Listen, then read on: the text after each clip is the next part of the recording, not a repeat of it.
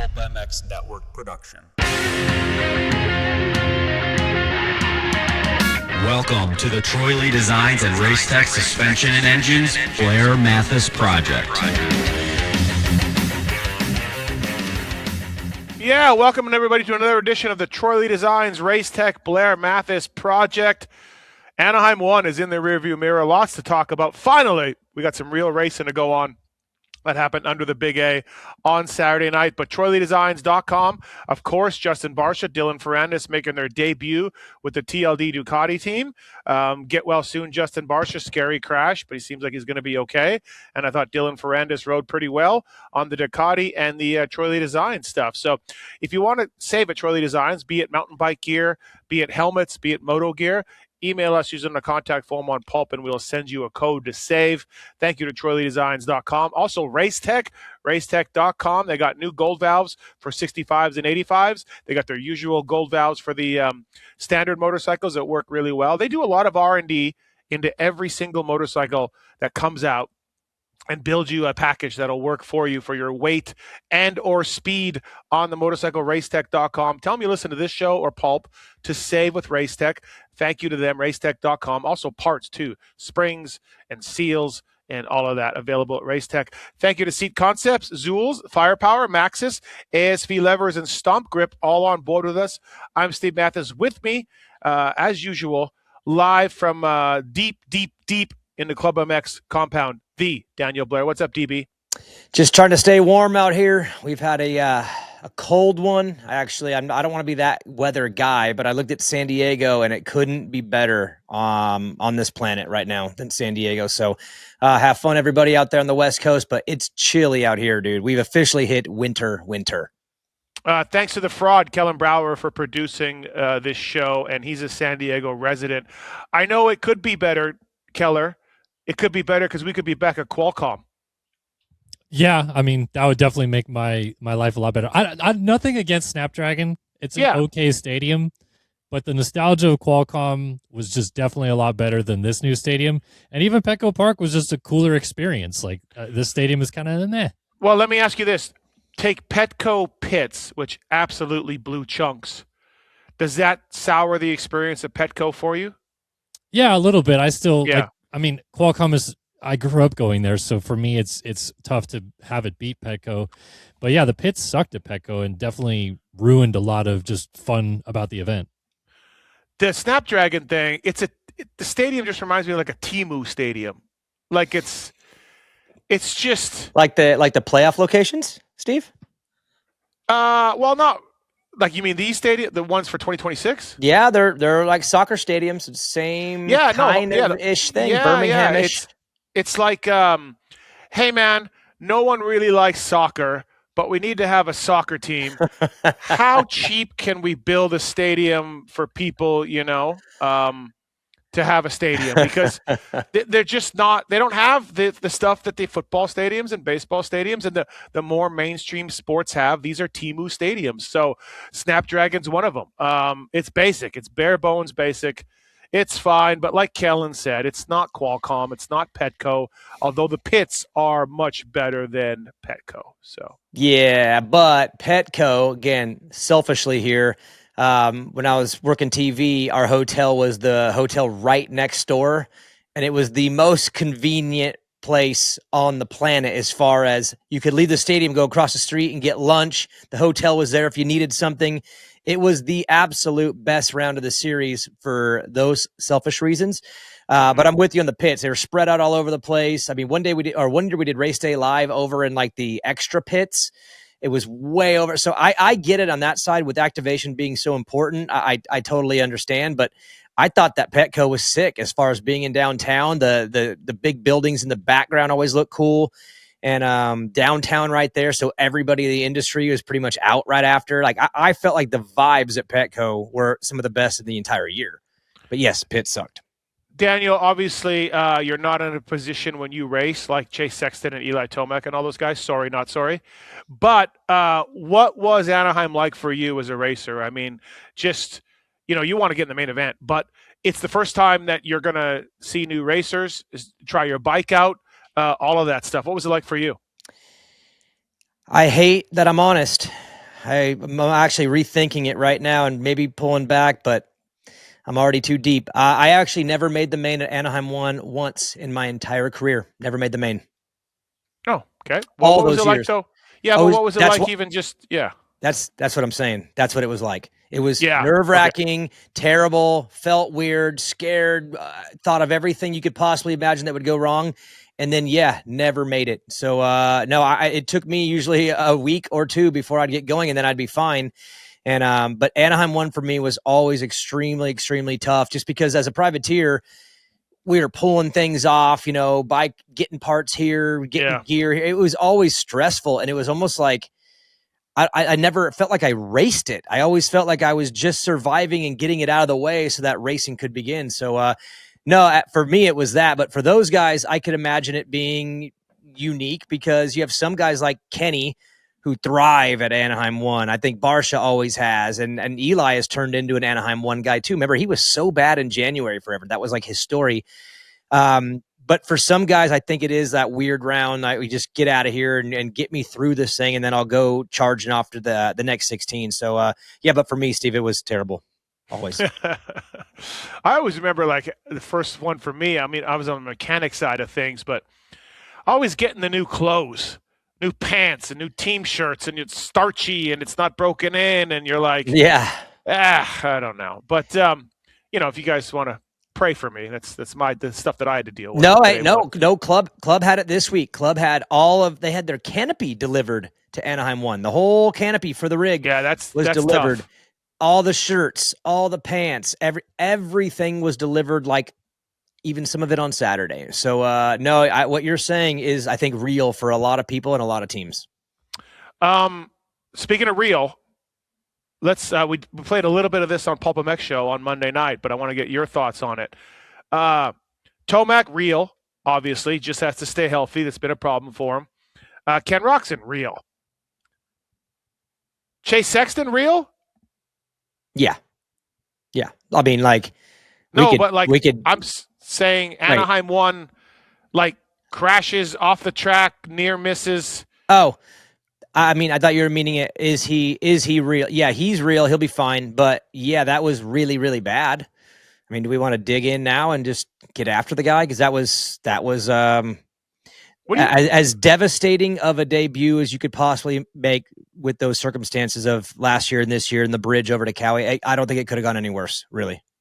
Oh, it could have gone worse. He could have crashed out and DNF'd. I mean, it definitely could have gone worse. That's points perspective. I'm talking just image and storyline and Cowie and Jorge and can you imagine Cowie's Monday morning meeting? Because that's what they do. These teams get together on Monday morning and they have meetings. And can you imagine just, hey, Marchbanks, DNQ, Sexton, 8th. Like what hurts worse for them? If you had to rank them right now, if you're Cowie and you had a board on your podium, 1, 2, 3, Chase's night, Jorge's night, Garrett's night. Like, how would you rank those in the hurt meter in the Monday morning meeting?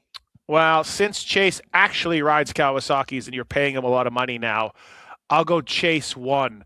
But it's damn close to see Jorge Prado get on the podium and ride like he did. Like, Jorge was good all day long, looked like a different guy. And we know, I mean, Dean Gibson opened that window for us to see kind of the team thoughts. Not everybody, obviously, but the general team thoughts on Jorge from Kawasaki. So we saw that before he deleted his Instagram comment. So I got to think Jorge looking that good has got to be right there next to Sexton, and then Marchbanks would be third. Tight podium, though, right? A tight battle to the checkered flag. Yeah. Absolutely. I mean, just a disaster for Team Green. Not the thumbs up of Team Green, like thumbs down for Team Green. Not good. So Jorge, though, speaking of real, like, what do you think going forward? So here's what I think. We actually had a little conversation at Club too, just in the shop, kind of a little bit of a, just racer talk amongst some staff, mechanics, everybody. And the question was, and I'll pose it back to you, and I want Kellen's thoughts too, is when does he get his next podium? Because I know the vibes right now are high. Like, dude, he was awesome and he looked good the whole way. And it didn't look like it didn't look like a one-off. It looked like a guy who was good from the first lap to the last. but Chase had his issues. Coop had his issues. Hunter will be better. I think Jorge was probably living off of 1,000 hours or whatever they said he put on the bike. Like, I think that was such a wound up, perfectly orchestrated, everything went right as could be to schedule, unbelievably perfect. Can that happen again right away? I mean, is there some out there listening right now that think, oh, he's going to live on the podium now? Or where I sit is that I think it may take him a month before he gets back to a podium, if that.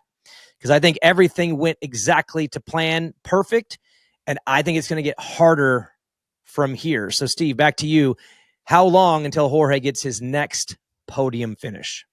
Well, can you tell me more about whoops going forward, how tough they're going to be, how many there are, all of that? Like, his starts put him in a position where he'll be up front because the riding is that good.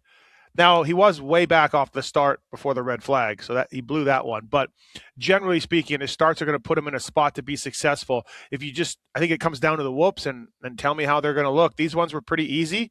I walked the track and thought they were big. I don't know why. I guess I'm out of practice. And then I saw Anstie, and I'm like, hey, Max, these are kind of big. He's like, no, mate, no. And I'm like, okay. So I'm out of practice too because I thought Anaheim 1 whoops were. I mean, I didn't think they were like the gnarly San Diego 2000. They were beat up though. They were pretty beat up. But anyways, look, I think he is going to be on his worst nights just a top 10 guy. He's that good. He looks that good. Then so he can get another podium pretty easily. And even if he doesn't, Daniel, even if it takes him a month, like you just said, he's still got Anaheim 1 podium. He'll forever have Anaheim 1 podium. And good job, Colorado. Yeah, it's amazing. Kellen, what about you? How long? And Steve, you got to give me a date. I'll go 5 rounds. I think 5 rounds be in between podiums. That's where I'm going to put the dart. Steve, pick a date.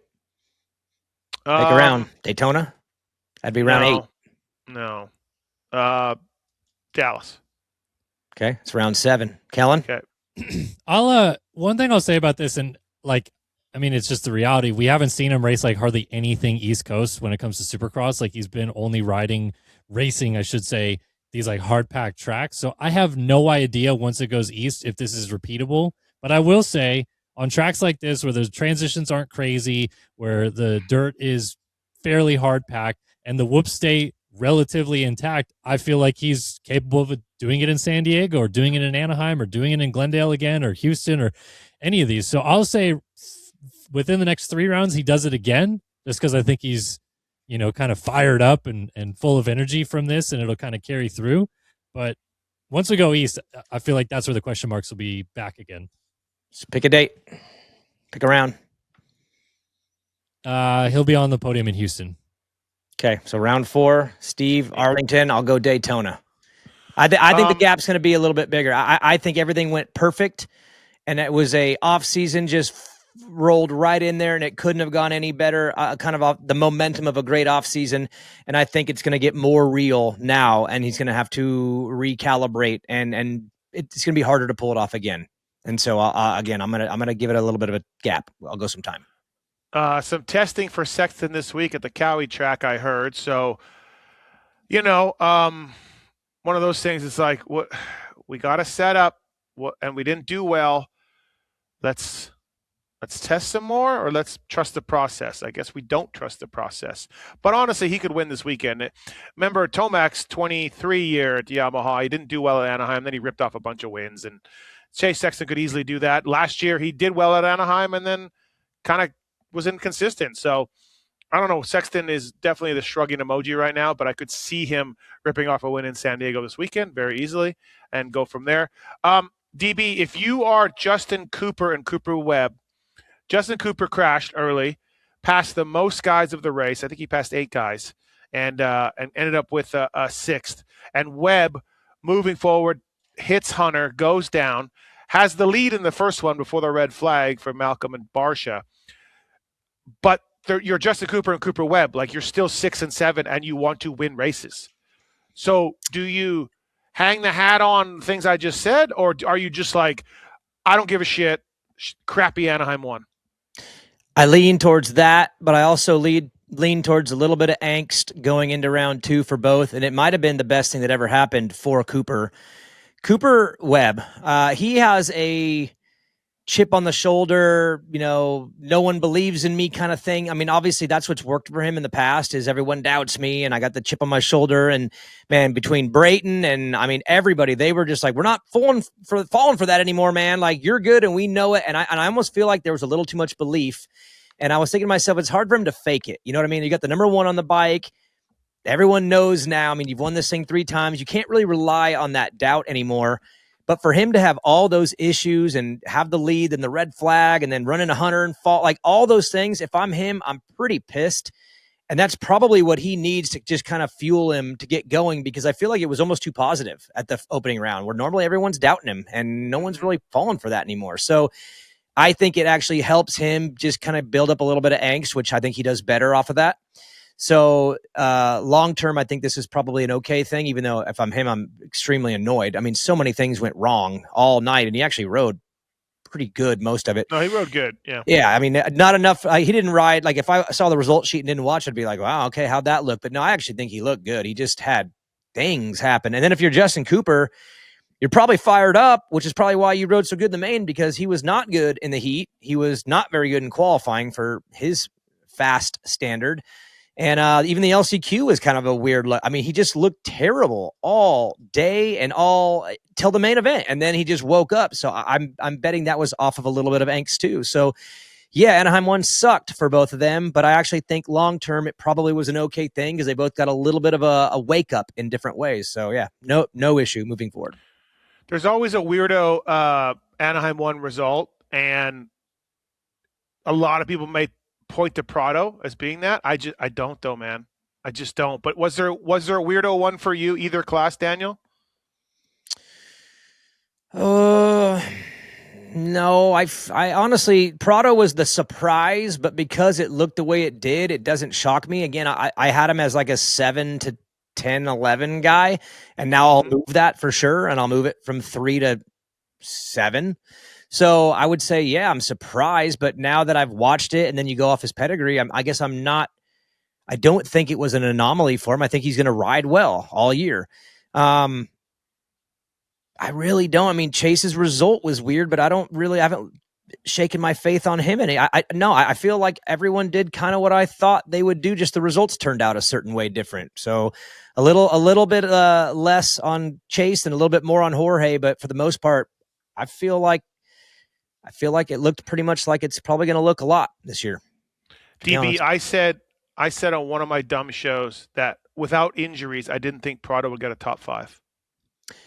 Oh, I thought getting a top 5 was going to be like everybody should pop bottles. I thought that going in. I really did. I mean, I thought if that dude pulls a 5th once this year, they should probably celebrate. And so he definitely blew my standard way out of the water for him. I thought he should just survive Supercross and get to motocross, but my perception has definitely changed. He's better than that. But again, I still think the podium itself is going to be a lot harder to do again. It's not going to be just copy, rinse, repeat. I don't think that. Yeah. All right. Sounds good. Troy Lee Designs, Race Tech. I want to thank the folks at Stomp Grip, by the way. So we have a 2023 to 2025 YZ450F complete kit from Stomp Grip. The 26s have changed, so if you have a 26, it doesn't fit. But if you have one of the 23 to 25 YZ450, we're going to give away a complete Stomp Grip kit for your bike. Use the contact form on pulpmx.com. Put BMP in the subject line. BMP in the subject line, and we will select a lucky winner to win it. Trusted by top riders across Supercross, motocross, off-road, and more. PulpMX 25 for 10% off at stompgrip.com. Proudly made in the USA. These are 3D grip tape and frame grips. Give you control that you need to stay locked in and engineered for the high friction zones. The Stomp Grips 3D grip tape helps reduce arm pump, improve body positioning, and more. Use the code PulpMX25 for 10% off. Stompgrip.com. Firepowerparts.com as well. ClubMX using the batteries. Featherweight lithium batteries. They got chains, they got loading ramps, stands. They got a lot of cool parts coming from firepowerparts.com. The chains are great. I've been using them on my own bike for a long time now. So firepowerparts.com. Check those guys out for what you need for a lot of hard parts. And Troy Lee Designs, Race Tech, of course, on board with us as well. Daniel Blair, Kellen Brower. We're going to do the fantasy results later on in the show here at the end, and I am back. It feels good to be where I'm at. In the super important category, we'll get to 250s in a second. In the super important categories, lit kit stuff, bikes and gear, I want to get your two guys' opinion on it. I thought Sexton looked tremendous. I thought Faulkner looked good with the high-vis bike and gear and FXR, of course. Kellen, where are you at with lit kit, bike gear, all of that? Yeah, I mean, I know that you lean towards Sexton just looking crisp as a whole with the matching kind of kit all the way down top to bottom. I thought that looked really good. I actually was pretty fond of like Prado's look just because it kind of was different than everybody else and like stood out. It had yellow and orange elements and it was more blocky than kind of all the gradients that everyone's been going with. So I kind of like that one, but yeah, I think Sexton was the one to me.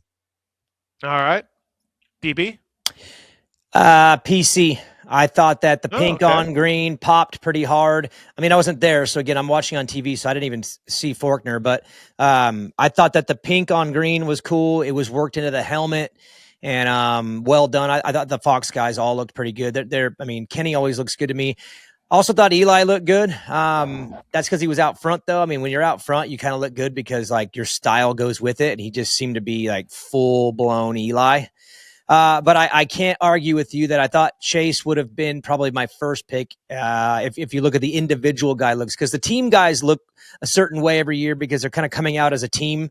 And so it's almost like a separate class to me in this judgment. But individually, I'd say I'm with you. I think Chase just popped, dude. It looked bright and good and solid. And if you're watching Race Day Live like I was, I'm thinking, man, is he going fast and does he look good? And he's, I think, 0.6 maybe faster than everybody. And the whole thing looked really good to start.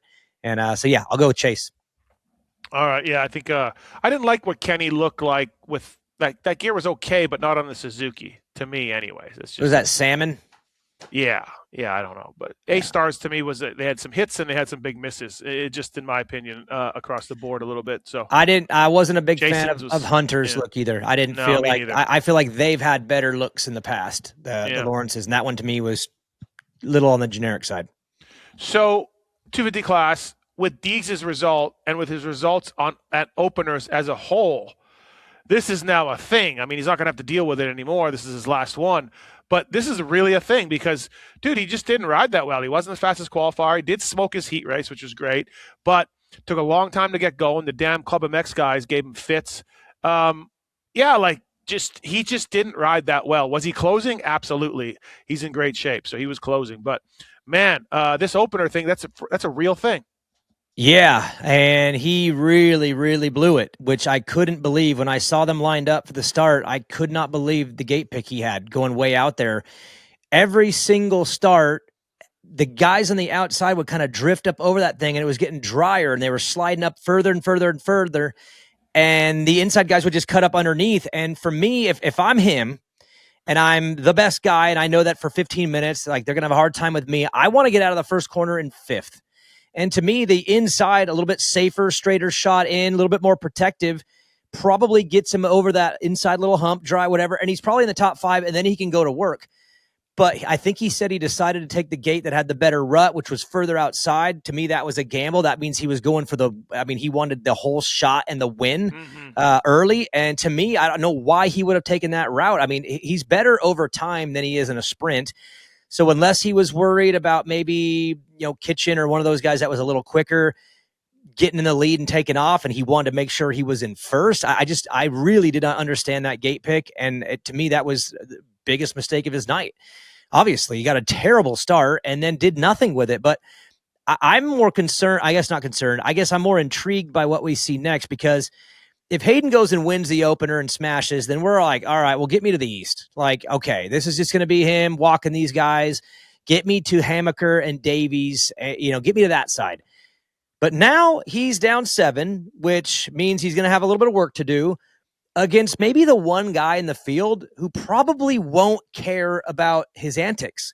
Like, name one guy in the 250 class that you think could probably respond well to the games if they even are played. I mean, Hayden likes to punk on Levi and Chance and Juju and those guys, but try it on Max Hansty. I mean, that's a 32-year-old grown man who I just don't think will take the bait the same way. So Hayden might have accidentally put himself in a more difficult coast because of who he's racing, and now he's got a points deficit.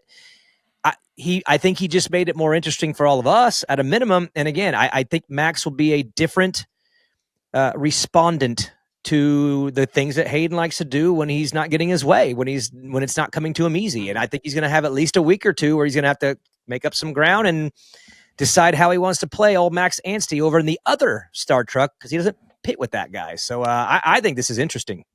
Yeah, Anstey has had the red plate 2 years in a row, and it's given it up not once from a crash and once from a bike problem. So, like, he's a veteran. Like you said, Daniel, he's on the Pulp Show Monday night, and he's just like, look, I'm riding Deegs' own track the next day. We get along well. There's no problems. Deegs right now, he's got a bigger issue. He's got finger guns from Ryder D, so that's got to probably be at the top of his level to handle, and then he'll move from there. Look, this could come back to bite me, so I hope no one records this or watches this segment and then sends it back to me. But I think he's got more problems than I thought he would with Max and Levi. Like, Levi's got to work on starts, and they worked on that this week. Starts. He had the second fastest lap of the night. I thought Deegs would win or maybe dominate, but win easily. But after watching qualifying, I think he's going to have – and he may still win. This isn't saying he's not going to win. But I think Anstey and Kitchen give him more problems than I thought. I agree with you because of who they are. Levi has raw speed, which Hayden's going to have to go up against some raw speed. Juju was that way too, and Juju wasn't easy last year in the beginning or at the end. So he's dealing with another person like that. And then Max, to me, maybe a faster, better Tom Vial, who won 2 championships in a row by just being a solid rock. I mean, if Max can be a Tom Vial type, but a little bit better starter. Well, it's hard to say. Vial was a good starter, but give me a better Vial in Max Anstey and maybe a better Juju than Juju. And I think Hayden's going to have a tougher time with them than we probably thought, and than he thought too. But I will also say this, and I will ride this to the end. I'm going to be so stubborn on this till the end of time, but I think he rides the 450 better than he rides a 250. I've never thought he rode the 250 great in Supercross. The way he rides the bike, I feel like he's a little boxed in on that thing as far as it just doesn't work for his style. And there's more to that I could explain over time from a coaching standpoint, but I think he's a little trapped on that bike, and I don't think he rides it that great. I think he races it great. And I really do think that he's probably giving some mixed signals right now, because I do think he's better at Supercross than we give him credit for. And I think you'll see it on the 450 over time. But I don't think he's that great on the 250. I think he's a little trapped, which is why Cole Davies even kind of was giving him some last year, because Cole rides a 250 better than he rides a 250. So I think he's going to have a tougher time than we thought. You can override a 250, and I think Jet Lawrence got better on a 450 than a 250. Like, as good as he was on 250s, he became dominant on a 450 because of his bike skill, right? Yes, talent. And you can override a 250 and not respect it, quote unquote, and that can send you places that you don't want to go. That is some of Hayden's problem. He overrides the thing because he's got heart, he's got desire. You can't override a 450. You will end up on the ground. And it has the power to pull you through things that you usually are overriding a 250 for. Yes. Steve, he's Villapoto. I'm telling you, I've always thought this about him. Villapoto was better on a 450 in Supercross than a 250, because the 250 wouldn't do what he wanted it to do, and he was kind of just stuck. And then Kennard comes in all smooth as glass and really efficient and beat him that year. And I'm telling you, Hayden does not ride that 250 the way it needs to be ridden in Supercross. And outdoor, dude, he just bangs off of everything, and he's awesome. But I think we're on the same page here. He does not ride a 250 in Supercross. He's like 95% right. And that puts you in a weird spot when other guys ride him a little bit better in a class that's all over the place. So it's going to be harder for him than I think he thinks or anyone thought.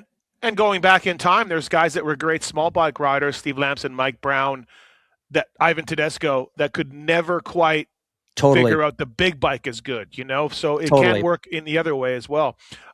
Keller, do you have any, like, let's just put, this is easy, Keller, less faith, the same faith that Deegs will pull this thing off before Anaheim won championship?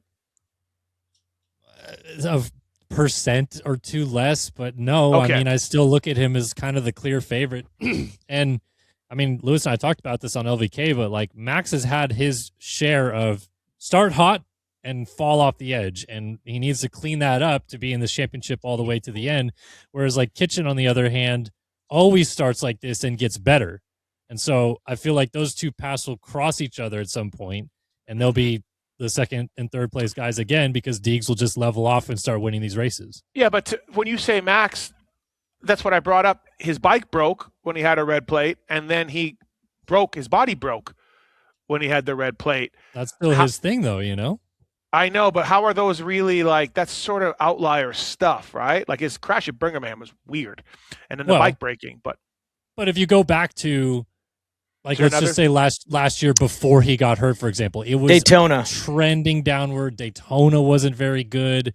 Didn't seem to have the confidence. Now, Lewis said that Birmingham, he came in with the mindset of like, I'm going to win this thing and pull it back. But maybe that was the wrong move because then he crashed. Yeah. So, yeah. like, that's what I mean is Max hasn't proved to be in it all the way through. Now, Kitchen has. He went toe-to-toe with RJ all the way to the end. And I think he has the skills and ability to do it again with Deegs. But starting behind him obviously puts him, like, he's already 2 points down to him already. He blew it. Kitchen had the second fastest lap of the night. So like J Coop, you as a racer, and Kellen, Daniel, and I know because we raced. But, as a racer, you're hanging on to anything, right? And so those two guys can hang on to some fast laps for sure.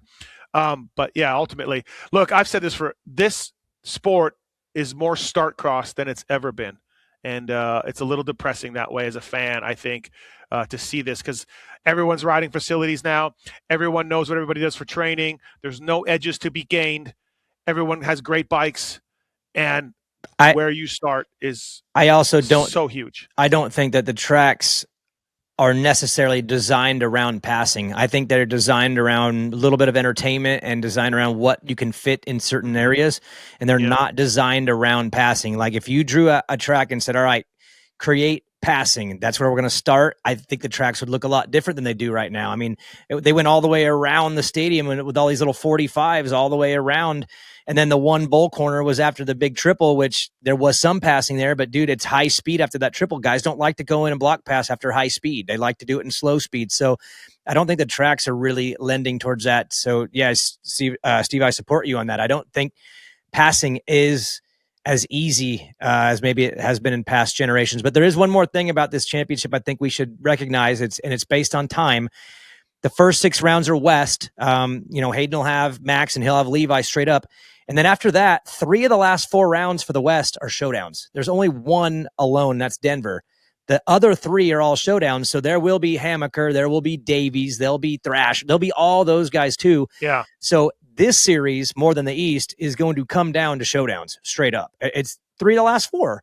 So if you're Hayden, you got 5 more weeks to kind of put yourself in a little bit of a sweet spot because once it gets together in the East and West, it just weirder things happen. Max too. Max, if he could hold on and at least get it to those showdowns and be right there in it, then he puts himself in a pretty good spot too. I would rather, if I'm Max, I'd rather have it be close than Hayden. Hayden, I'd like to have a little gap going into those just for security because you don't have a lot of friends out there. So. Troy Lee Designs, Race Tech, Blair Matthes Project, ZulzBagCo.com. Pulp26 is the code to save 30% off. That's a pretty good deal. Pulp26 saves 30% off Zulz bags. They got you covered with backpacks, roller bags, gear bags, and more. Official luggage sponsor of Phoenix Racing, as well as Trey Kennard and Zacho and many others. They've got you covered with great stuff, man. Really good wheels, good zipper quality, bags for all sorts of things. Their giant bag, it's got the Godzilla or something. Literally, Daniel Blair could fit in it. Daniel and Ricky, his friend, they could both fit in that bag, no problem. ZulzBagCo.com. Seat Concepts, ride the world with them. Pulp26 code to save with Seat Concepts. From the Race 2.0 to the Comfort Series, they got proprietary foam and handcrafted seat shapes. They're made in the USA. All models, Beta's using them. Shout out Benny Bloss. Get well soon. Second lap of the 2026 season. Sweet Jesus, Benny. All right. Using Seat Concepts over there at the Team Beta, guys. Freckle has got to hold it down. Couple guys that need to turn it around. Christian Craig, rough press day, crashed twice, I think, Kellen, on press. I don't know if you saw that. And then crashed I think, in each session qualifying, at least one, and then kind of just rode around to get 11th. Now, the flip side is, hey, Christian, last year at Star Yamaha, your best placing, I think, was 11th on the 450 Star. You never broke the top 10. This one, he was 10th until late in the race, and you were nervous, and it was a bad day. So take your 11th and move on. I think he was a little bit of a bundle of nerves. CC was, so that's not great. And then RJ, same old RJ, no front number plate by the end of the night. Just trying too hard and crashing. Before going in, both Malcolm and AP said that RJ was kicking their ass once his injury had healed up. So RJ and Christian Craig want to see more, DB. I'll start with RJ. First off, I'm bummed, Steve. Obviously bummed. I think you like Rick. I like Rick a lot. And I was hoping that the 450 outdoor version would carry through. I was a little suspect just because Motocross of Nations was kind of like, it's almost like the dam broke a little bit. But at the same time, like Supercross the last couple of years, he's been pretty good too. And yes, there was the Triumph tough block that he got stuck on last year at round one. There's been a couple of those moments, but for the most part, I thought he turned it around indoors too. And I thought the 450 would be kind of okay. But I mean, maybe it's just A1. Maybe we get a better version of him in San Diego. But to me, that was just like you kind of want to shake old perceptives. You know what I mean? Like if there's a perception on you, you're looking for any opportunity to move on from that. And I thought he did pretty well at that over the summer. So I think this is a bummer because he falls back into an old perception, which is that he's wild indoors. And even from talking to some of the guys this week, just talking back after the races, they said the new tough blocks with the angled tough blocks made the track feel wider. So to me, there was a lot of ingredients of why this would have gone better. And of course, I know he crashed in the whoops, but I guess my thoughts on him would be old perception rears its ugly head. And that's kind of a bummer because I do want and hope and believe that there's a possible turning point for him. So that's my thoughts on Rick. And who was the other one? Who was the first one? CC, Christian Craig. Oh, yeah. I mean, I'm with you. You matched your best from last year. I think I would just say maybe a bad round one. He rode great in the World Supercross, but at the same time, for being honest, the last round of World Supercross in South Africa was his worst of the 5-2, and he fell and crashed almost every Moto 2. So it's almost like DB. It's almost like there's pressure in South Africa. There's some pressure at Anaheim 1, and maybe Christian doesn't handle it that well. Hey, you said it. That's your buddy, and you said it. But oh yeah, look, he's a great guy, but there is some ugly similarities to those situations where there is pressure, and maybe he just needs to not ride with any pressure. I mean, I don't know where your expectations were for him coming in this year. Mine would be, dude, just go out there and rip. You look good on your Honda, like ride like you did in the first 4 rounds of World Supercross, where there really wasn't any pressure. Australia, there wasn't. I mean, you had Eli, Coop, Hayden, Kenny, you had all these guys there, and no one was really pinning him as the winner that night or even putting him on the podium, and he shredded. So yeah, maybe try the no pressure approach and just go out there and rip and have fun and let it happen because he's good enough. So speaking of turnarounds, Garrett Marchbanks didn't make the main event. Look, Hunter Lawrence didn't make his 450 main event thanks to Mr. Freeze, but I'm not worried. Marchbanks was really good. Well, not really good. Marchbanks was good. He's fine. Shit happens. He'll be okay. I don't know why he crashed in the whoops. That was dorky, but whatever. That was he's better than that. Yeah, he totally is. But at the same time, that class has no wiggle room. You can't screw up, man, because I mean, look who was in that LCQ just because. I mean, you had AP, you had Justin Cooper. I think Nichols was in that one too. Nichols, maybe 3 factory guys, yeah. I mean, you just can't be.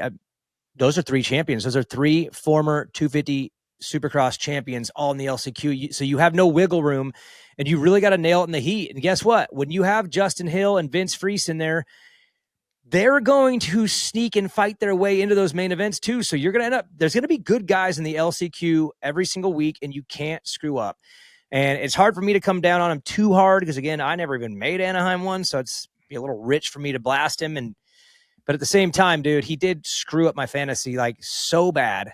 Thanks, Kellen. But he'll be better. But at the same time, he needs to be a lot better than that because he was a little on the line anyway as far as how fast he was in qualifying and how this field is. Like, you really, it ain't an automatic. That's all. That's No. what I'll say. It's not automatic. No, you're definitely right about that. By the way, though, whenever things get dark for Kawasaki, whenever there's no light, whenever they're not sure of things, Mitchell Harrison is there for them. And he was there again, getting in the main event with his Maxxis tires, Maxxis.com, great mountain bike tires, dirt bike tires. Of course, PRMX guys using them with Mitchell Harrison. I think they got Luke Clout coming over soon, too, as well for those guys. And the International Supercross race team of Vince Freeze. He runs Maxxis tires. And DB, did you hear the story about JT? Which story? In the review pod? Oh, I listened, but what? What did he say? He said, "Who's that guy? He's riding pretty good." Oh, yeah. It was Vince. He's probably hurt over that so bad, like self-hurt, like inner. It's like my favorite story. Probably had to go walk it off and just. But no, I did hear that. That is great. Like compliment. Yeah, who's 719? He looks really good. He's going to be so much more careful in the future when he compliments, just to make sure it's like, who is that before I say what I'm about to say. But it was my highlight of Anaheim 1. It was fantastic. And then he goes, shit. And then he goes, he is riding pretty good though. Like he's still, and which Vince was. Yeah, Vince was. So it was great. And he got it. Hey, he made the main. Hey, baby, Factory Cali, take a look. The good news for ClubMX Fantasy, I picked Vince and Varese. And that was about where my good news ended. But both those guys rode really well to make the main. Varese was really good. He was good. Kellen would know because I think he plays video games with him. But I don't know what Varese was up to. I thought he could have been dead. I don't even know, man. Like he's been gone. I saw him in France riding a Stark, and like he has had some rough times. Nice guy, nice kid. So props to Vince Freeze in the Grindstone team there. Good job, Varese. Did I say Vince? Props to Vince. You did, but Kellen. Props to Vince and props to Josh and props to everybody on a Kawasaki for everything. They needed hugs. They did. They needed hugs. And hey, just think about that Monday morning meeting. You know, someone in the room goes, "Hey, but we had Vince. We got Harrison and Vince and Varese, pretty solid." And Varese, yeah. But and McAdoo. We haven't even touched on McAdoo. Where do you want to go on that? Do you want to piss off everyone in the comments or what? No, because McAdoo, I don't think Diggs did on purpose. I don't think Diggs did that on purpose. I didn't either. 0%. If any of you think he did it on purpose, you just don't like him. I'm telling you right now, no, let me correct myself. All but one rider in the sport, none else would ever do that on purpose at all. JT was right on that. There is one. We just talked about him. There's no possible way that he would put himself at risk, his championship, his career, all that to cut off Cameron McAdoo. There was none of that. That was him cutting under. He kind of cut sharp off the lip in a weird way a little bit, but that was him trying to get to the inside of either Hunter or I think it was Hunter Yoder. And when he cut hard left, he looked over immediately, and it was too late. That was not on purpose. If you want to say it was his fault, it was 1,000% his fault for sure. But people saying it was greasy and it was his, he did it on purpose and all that, and he's a dirtbag for that. 0% would he do that on purpose. I know it's Hayden, and decency sometimes eludes him, but I would think he would go and say something to Cam or already has, and say, guilty by association to his brand, but no way on purpose. But yes, 1,000% that was his fault. He gets all the blame, but it was an accident. And you're right. Go say sorry, send him some flowers, do something because you did do that to him. But for those, because I had some people in my DMs that are like, dude, definitely, dude, he's a dirtbag. That's how he races. And it's like, dude, listen, he's not concerned about Cameron McAdoo taking him out in the air. There's no way. Now, if it was Levi. I'm the first guy to come down on Deegs for doing dumb things, but I don't think that was on purpose. But Kellen, Varese, did you know he was alive? Do you play video games with him and more? I don't play video games with him. I did know he was alive because I've seen him around here a little bit. But to be honest, like I kind of, maybe this is just me not paying enough attention. I kind of thought he was looking at moving past racing last time I had heard. So I did. That's what I had heard too. Yeah. Well, so I was a little bit surprised to see him back, but awesome. Qualified 13th, I think, overall, 14th overall, something like that. Also, this wouldn't be the Troy Lee Designs Race Tech Blair Matthes project if we didn't talk about ClubMX. Voland, cover your ears. Kellen. Volan was just okay. But Yoder's got some knee problems going on. Didn't ride press. Whole shot the heat. Finished right behind Volan in the main event. Good job, Hunter Yoder, with everything that's going on with him. That's a solid finish, top 10 for him. And let's pick it up, Voland. Yeah, first top 10 at a round one for Hunter ever. He's never even gotten a top 10 before at the first round, so eighth. Hunter Lawrence? No, Hunter Yoder. Sorry, did I say Lawrence? My bad. No, you just said Hunter, and it's just maybe not either. What did he get at Anaheim last year? Did he? Yeah. He didn't make it 2 years. No, anyways, I don't think he did. I don't remember what he did last year, but no, Yoder 12th, and didn't he get 11th? Hunter? Yeah. Yes. Yeah. Oh wow. 11, so 12. 450 class. Congratulations, Hunter Lawrence, on your first top 10. You and Hunter Yoder. Hunter Yoder, first top 10 with an eighth, and yeah, his knee. I mean, I'll be straight up. Like, this sport is always so sneaky about injuries, but we're not clubs trying to change that. I mean, Steve, we've talked about on this show. I've told you, like, we want to be more transparent and treat the fans with more respect and be honest. And yeah, he's hurt, and he went to the McGinley clinic this week. He's getting work done. They're going to have to baby him through this thing a little bit. But he is not 100%. I'll tell you that much, but he gutted it out and let his heat race. If you're trying to be transparent, tell us, is it partially torn ACL all the way, MCL? I believe it's partially torn ACL, MCL, and meniscus, but none of them all the way. Yep, I think it's a little bit of all of them, but salvageable, I believe, for this season, but maybe probably having to do something in the future with the meniscus. So, yeah, again, you can watch our YouTube show, Steve. I'll promote the club YouTube show, but we're trying to be more transparent on there and show what's really happening and not hide from things. And no, his injury is legit. He rode through it, let his heat for a little bit, and did great. And then for Max, I believe, this is my opinion on Max, I haven't spoken to him. I thought he rode extremely careful and didn't want to throw it away, and rode in a way that was just like, get me through this comfortably. And I think you'll see a better version this weekend. Look at the fraud just nodding like, yep. Am I right? That's exactly what we did. That's exactly what we did. Is that what you guys did? We did? talked about it. Yeah. Kellen, is that what you guys did? No, I mean, I went to him right after the race, and like, in different verbiage than this, I said he didn't ride like himself.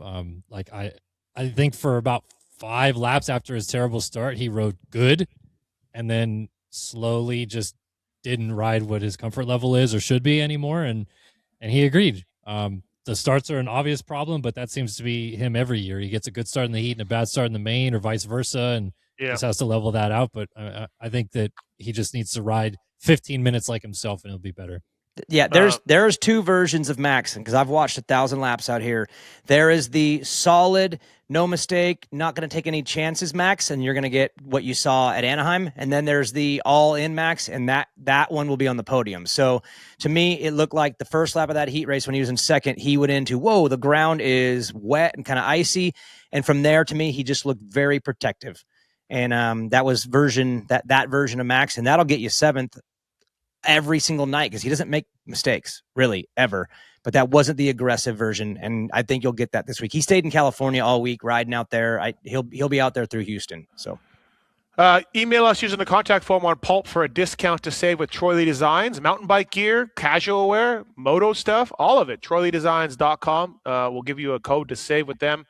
Shout out Jenna at Troy Lee Designs. And Racetech.com. Thank you to those guys. Tell them you listen to this show or Pulp to save. Get some suspension work done. Really get your bike dialed in with Racetech guys. They do motor work as well. They do some stuff for some high-level teams that I can't tell you about because they sign NDAs. But, yeah, Racetech's on the cutting edge of stuff. Also, our guy, ASV, DB. Yeah, I got a new read, too, with some cool information. I was actually shocked when I read this. But ASV is proud to announce they have partnered with the TLD Red Bull Ducati factory racing team with Justin Barsha and Dylan Ferrandis, running ASV levers and parts on their Ducati Desmo 450s this season. That's not the crazy part. Here it is. ASV is levers for the new Ducati Desmo 450, as well as the new 26YZ 450 hydraulic clutch, in addition to over 4,000 different years, makes, and models of MX, dual sport, vintage, and adventure, street, and e-bike levers. So, find your levers for your bike at asvinventions.com and use the code PulpMX in all caps for 20% off, or visit your local shop and go to their website. Check it out. But, yeah, Steve, 4,000 different makes, models across the line for ASV levers. That's a lot.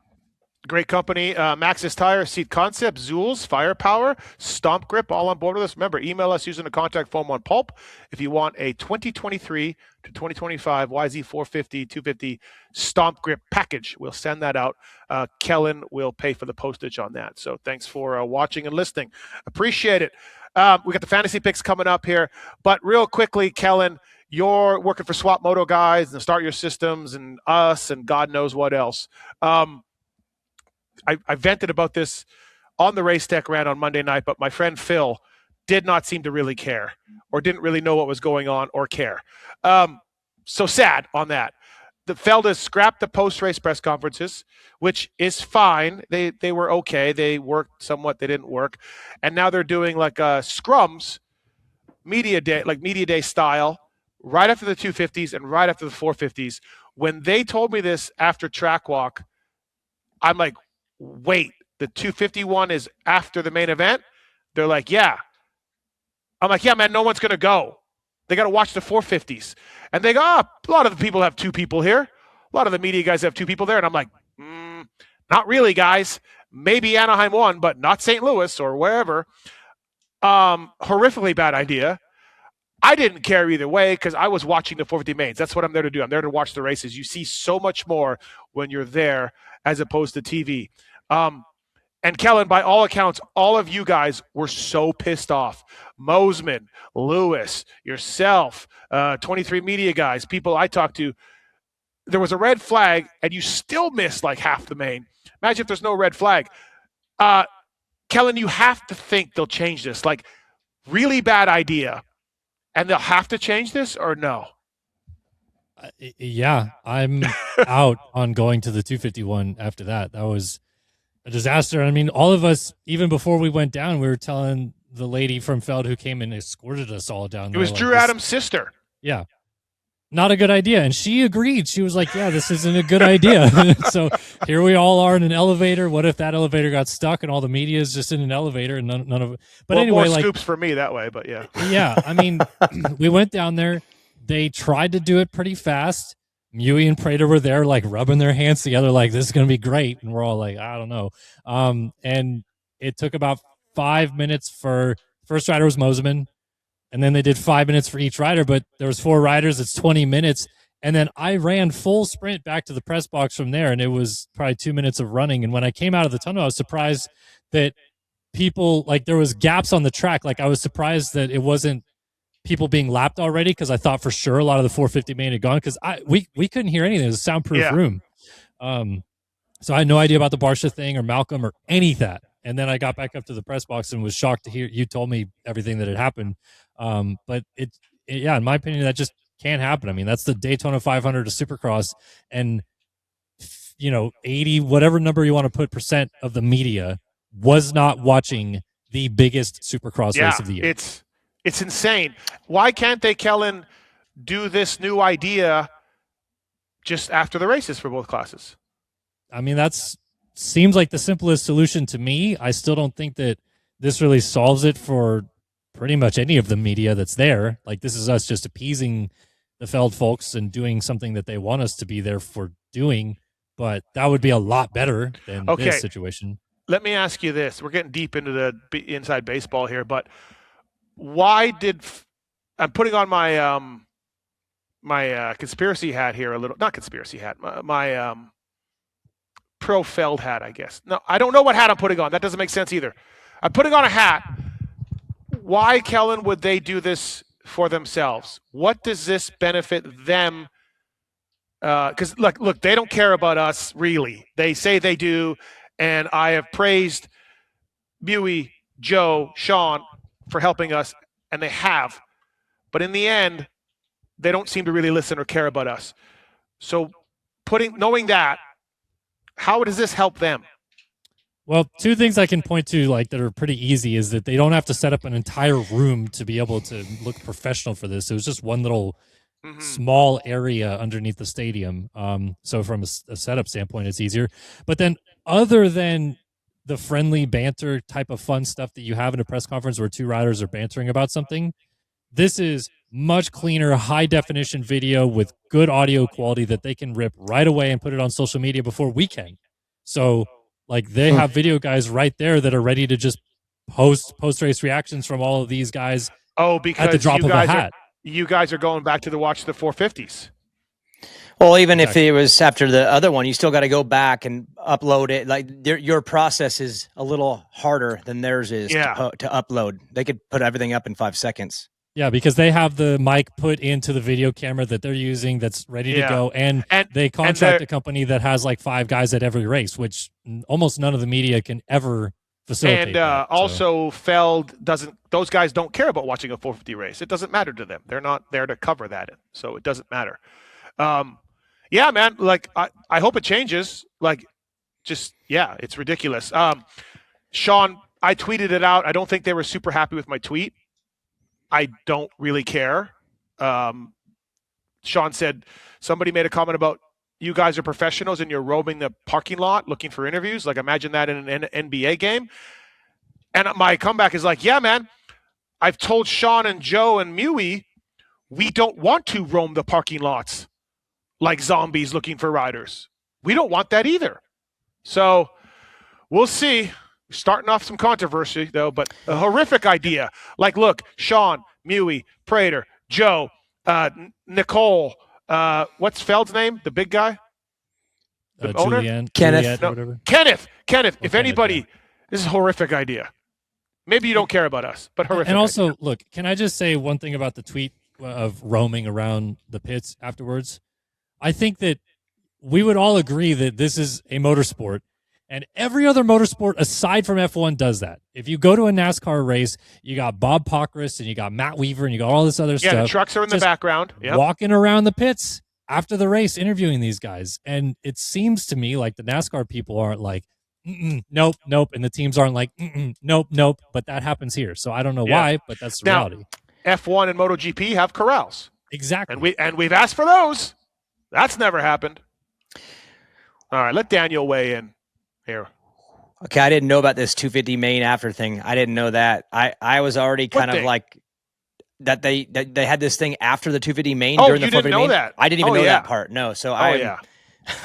I'm over here like I already had some thoughts and now I have more thoughts. But that's wild timing because again, it's going on. I mean, don't the 250 guys want to go watch the 450 main too? I mean, they usually like to do that. I mean, that's their class next. That's one thing. But number two, what I really don't understand, especially with the timing thing now that at least on the West Coast, the races are done way earlier. So there is no like, we got to get out of here. It's 11 o'clock at night, whatever.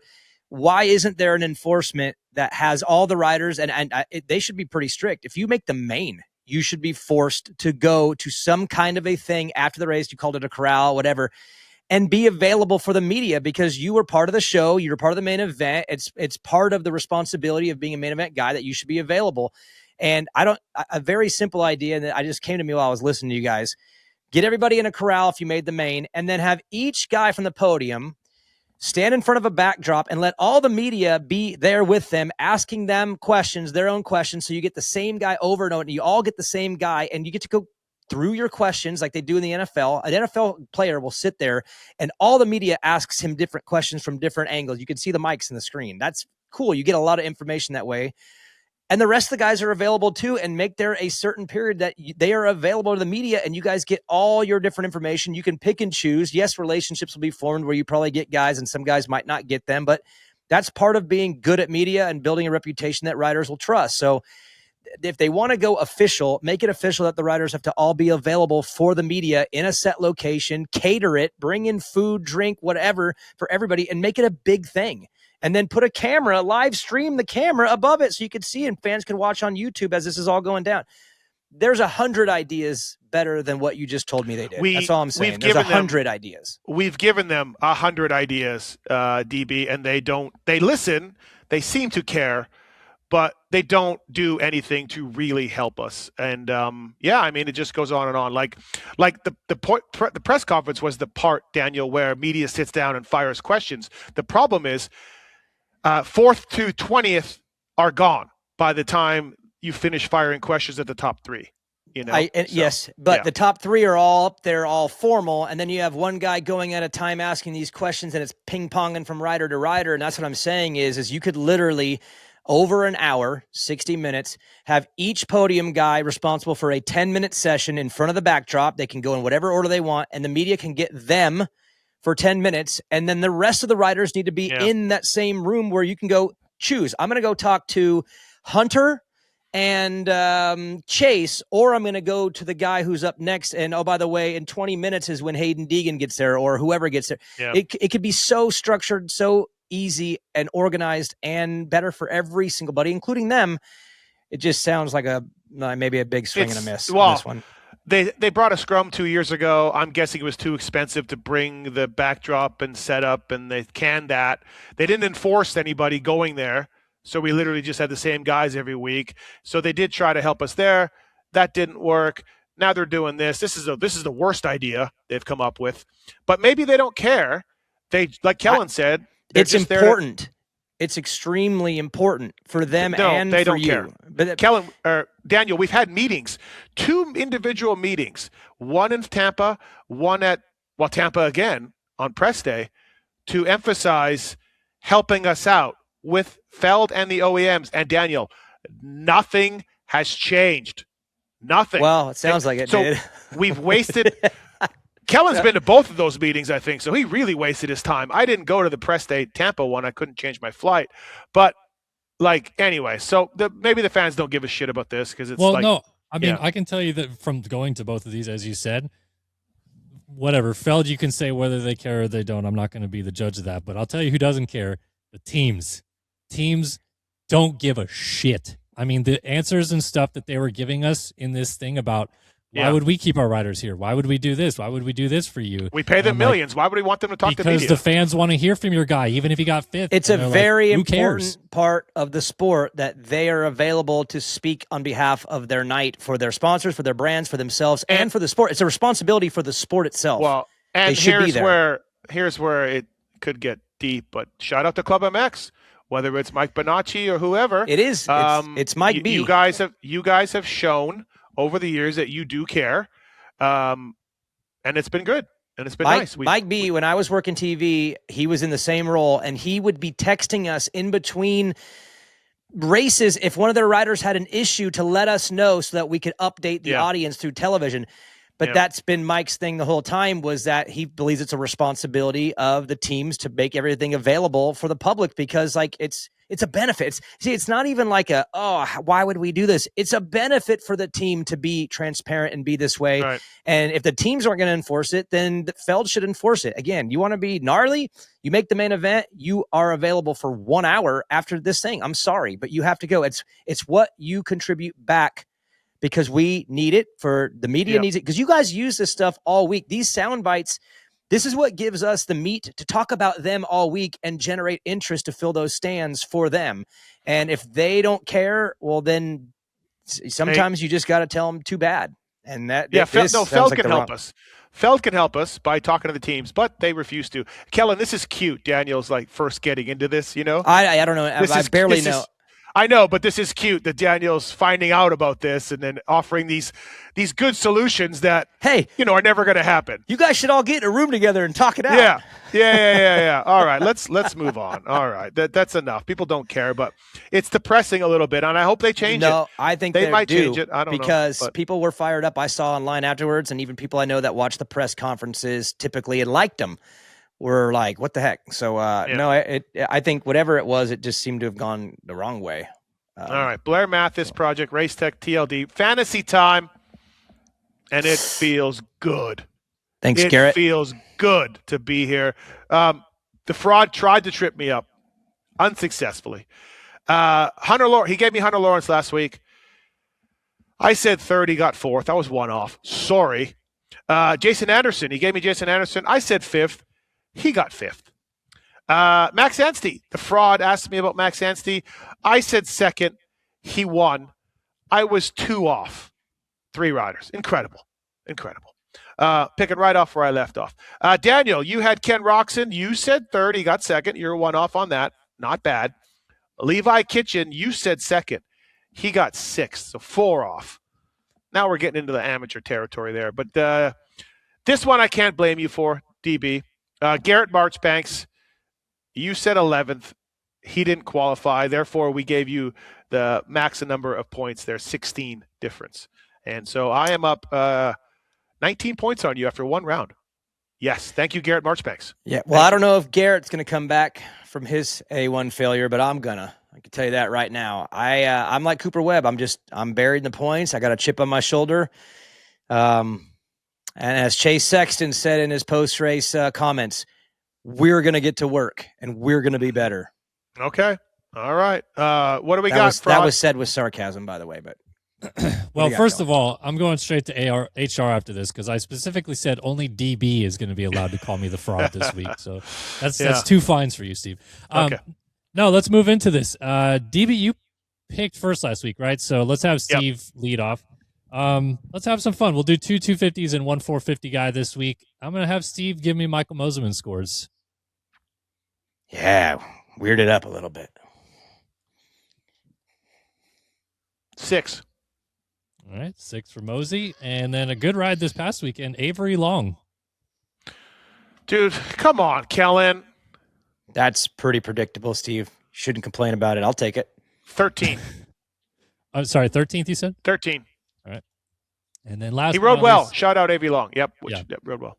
To the 450 class, Aaron Plessinger. 6. 6 for AP. All right, DB. Ryder D.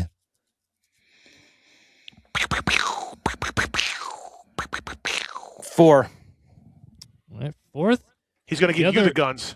The other AEO rider, Carson Mumford. 9.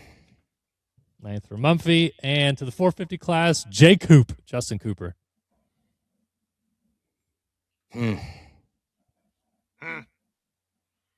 6th again. 6th again. All right, you guys think AP I feel and good. J. Coop will both finish 6th. All right. All right. Well, listen, good luck to you, Daniel.